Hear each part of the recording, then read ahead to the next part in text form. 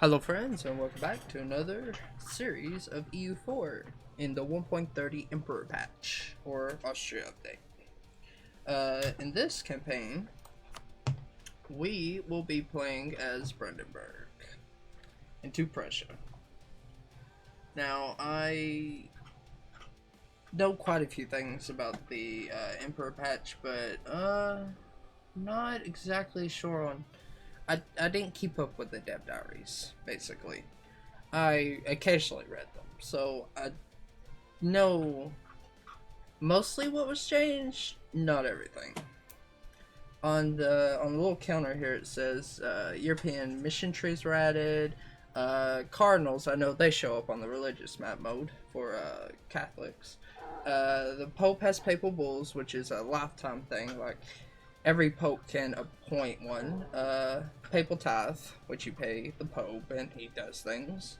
You got the Council of Trent when the Protestant Reformation happens. You have imperial incidents, new imperial reforms, the Revolutionary Zeal, which spreads the revolution. There's like center points for the revolution, and it just spreads it like an institution. Centers Revolution, that's what I just mentioned. Tiered Defender of the Faith, so they updated Defender of the Faith so that basically, my dog's bark's a little bit cut there, but basically, yeah, tiered Defender of the Faith, so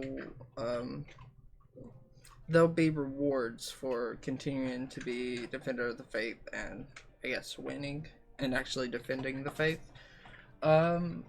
Hussite Church, so Bohemia gets a special religion, the Hussites, which is sort of an early Protestant revolution, and hegemonies, which is basically economic, naval, and land armies, which yeah, once you become a hegemony, it goes up. The reward for it increases over time to eventually until it hits a point where it doesn't. But basically, once you're a hegemony, you can't lose a war or you lose it, and it just basically gives you a whole bunch of bonuses if you meet the criteria for being a hegemony. Alrighty, let's go ahead and begin. Play. Iron Man mode. Yeah. We'll call it Brandenburg into Prussia. And start Iron Man. Let's hope I do well in this, because I've tried to start as Brandenburg a couple of times on a stream, and I kept dying. So hopefully this goes well.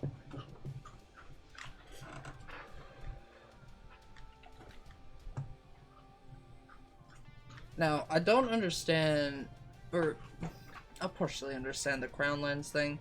I'll just have to get used to it. The new state system.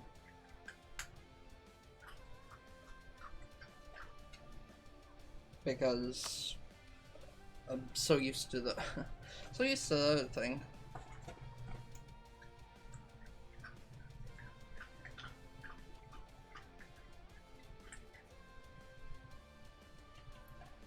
There are quite a lot more provinces. I'll just leave this on the screen in case anyone wants to read it. I've read this quite a few times already, because I usually use Brandenburg as a test subject for any new patch. Alrighty, there we go. Religions, Catholicism. Let's see if, actually, it doesn't look like they've added anything in here for Emperor.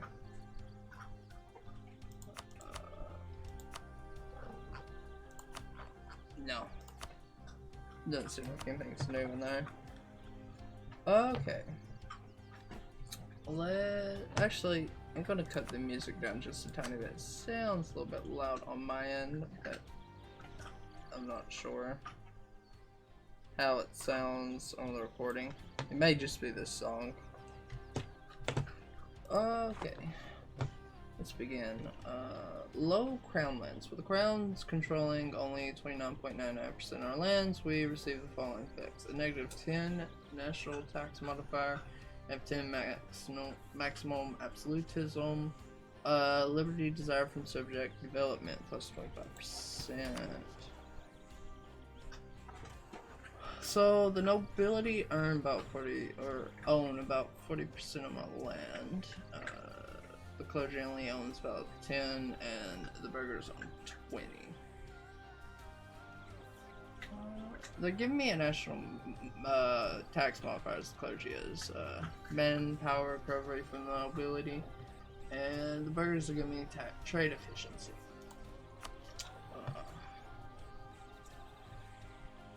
So, let's see, what's this? I have to have at least one active cardinal, and papal influence has to be at least 20 for that. Religious state. Clerical Advisory Council. Clergy loyalty goes up by 5. Their influence goes up by 10. I don't lose any crown lands, but my max absolutism will be changed by -5. Admin advisor cost -25%. Stability cost modifiers plus 10. Oversight by the clergy, that's 10% loyalty, 10% influence.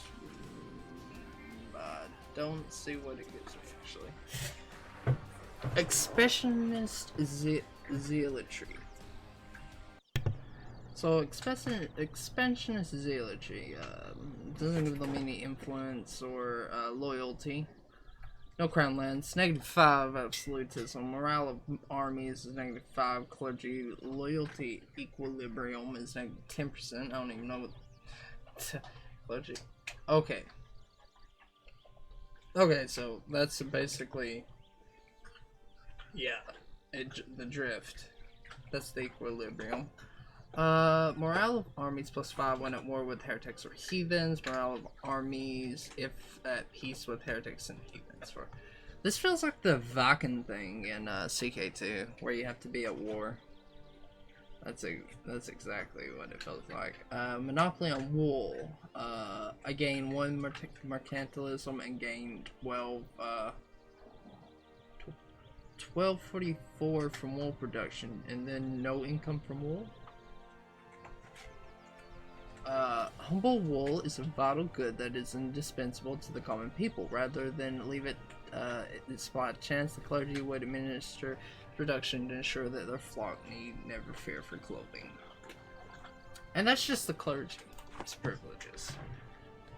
Let's see, I can sell of titles, which would give me money, but that would lose me crown lands. The nobility would get the most. They're getting loyalty. So I'm gonna die. This will give them influence and loyalty and deal for 20 years. And seize land is what they will not like. All right, let's pick arrivals. Teutons. Okay, so I've seen this in one of the people, one of the YouTubers or content creators that had. I was wondering what this means. This is basically who views us as rivals.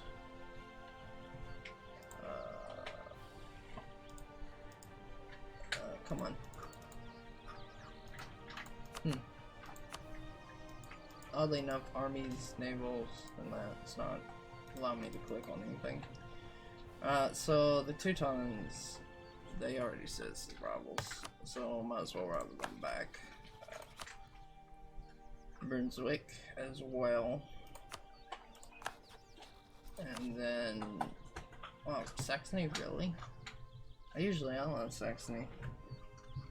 I view as a rival though. Okay. Let's go to political map mode. Or let's go to this. Anyone want to be my friend? Austria, Austria, Austria, Austria. Yeah, let's be friends with Austria. Perfect. And then what I want to do is go ahead and put when I have a free diplomat, send one there.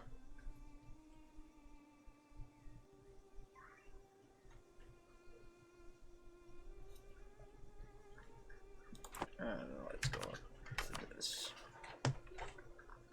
Let's see. Have they haven't accepted their size, but they are there. Alliance from Goslar. No.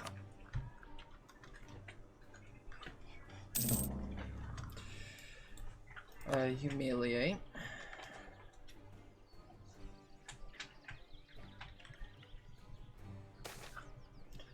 Okay, the Hohenzollern rule of Brandenburg.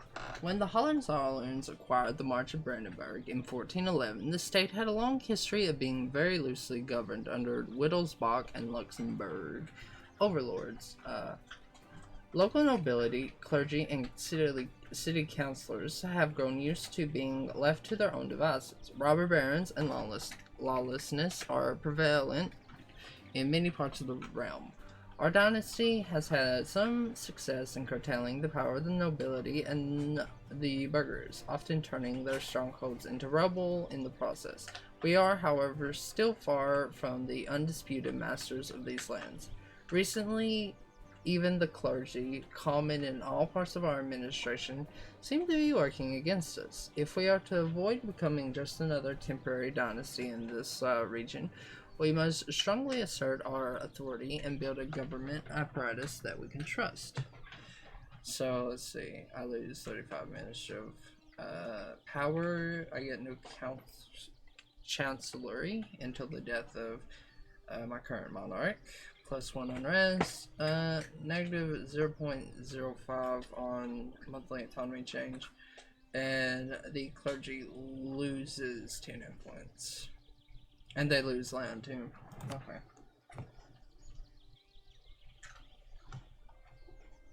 Okay. How much am I making? I don't get my month.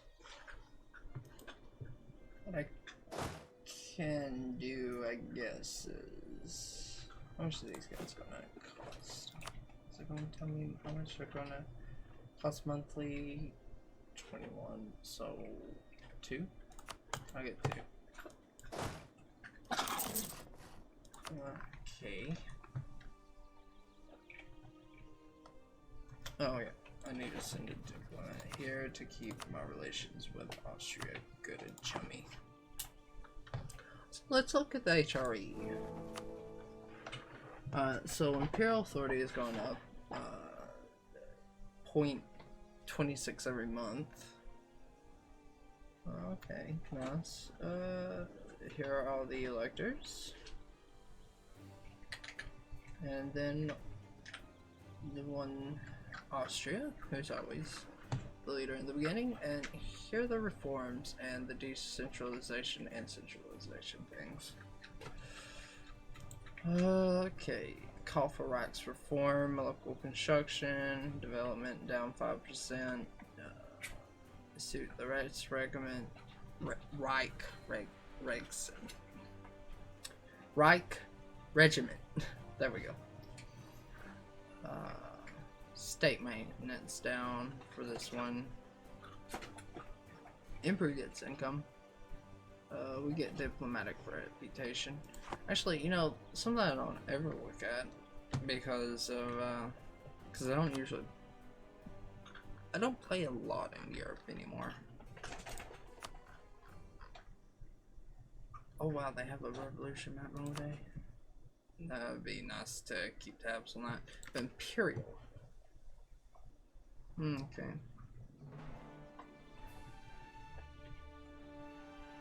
I wonder if Austria will rein in the Italians or not.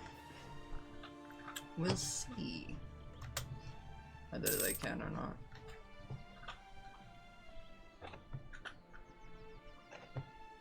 Anyone else want to ally me? Ooh, states. This is new. Oh, edicts. Oh, cool. This is nice, actually. Ooh, and trade company investments. Another nice one. Let's see. Abandoned state, core. How much we're making by income. Prosperity, actually. Austria wants a royal marriage. Let's go ahead and give it to them. Hopefully we get the new Mark event happening to us. Oh yeah, that's another thing as well. Brandenburg has new ideas that are separate from Prussian ideas. So in the beginning of the game, they get construction costs down 15%, and cost to fabricate claims is down by 20%. The first one gives them infantry compatibility plus 10%. The national tax modifier plus 10%. Stability cost modifier is down 10%. Morale of armies plus 10%. Diplomatic relations plus 1. Imperial authority modifiers plus 0.10. Iron Tooth, -2 unrest, and then nobility, loyal, equilibrium plus 5%, and burger loyalty, equilibrium plus 5%. And then the topper is the state magnets. Who would like Magdeburg? Yeah, war with anyone in Magdeburg. Allied with Berg. Do I? Don't know. Anybody else want to be my ally? It just looks like a bunch of other small people. Sure, I'll ally you, Magdeburg. I usually do. Anyways, hopefully I get like a PU over them or something. Which, I don't know if I will or not. I never have, but I've heard it's possible to get a PU. Either that or Anhalt. I can't remember if it's Anhalt or Magdeburg that you can get the PU over. Let's see.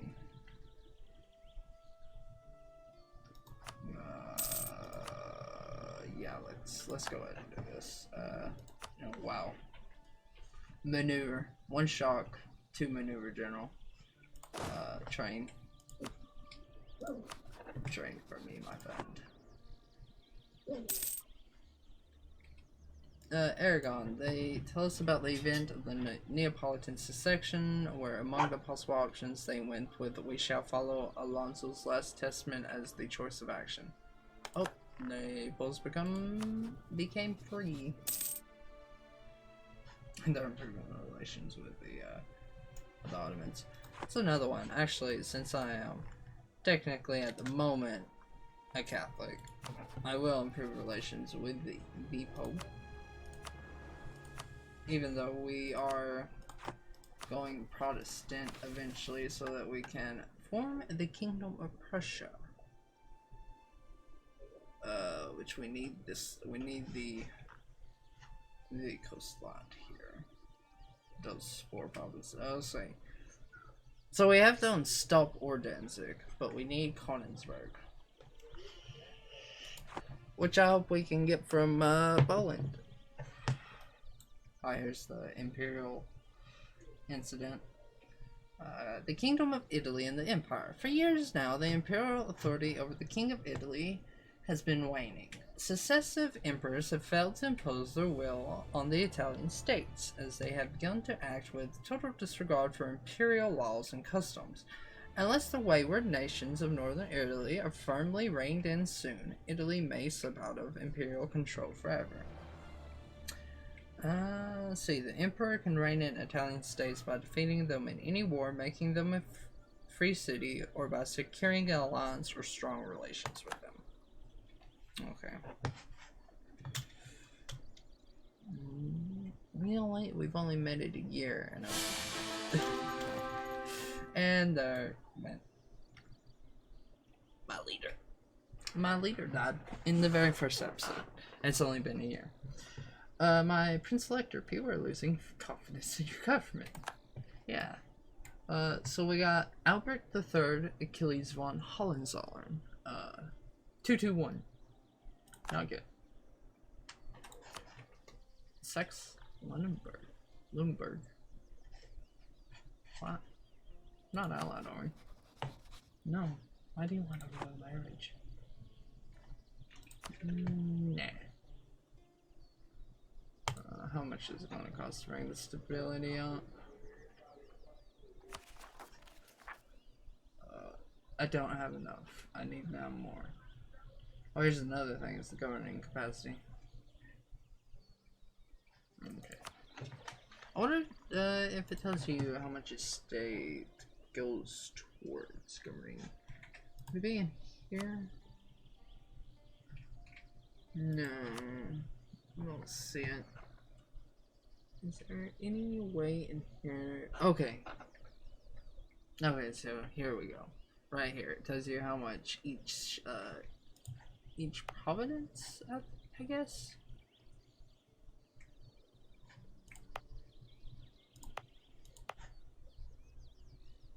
Wait, this isn't a, let's see. No, it's an actual state. Why's it so, I guess the capital? No. Oh, maybe it's the capital state. Yeah, less governing capacity. That's it. That's what I assume is the actual capital state is not as much governing capacity, but anything outside of it, basically, the development in the province is basically how much you're paying for the province in governing capacity. So once we get Neumark, maybe 6, that'll be 11. Hopefully it fires. I feel like I've had it where it doesn't fire and Poland ends up getting it. Hopefully this is not one of those runs. I'll probably jinx it there. But with that, I'm going to end the episode here. I know we only got a year in, but I've been recording for about my normal time, and I'll see you guys in the next one.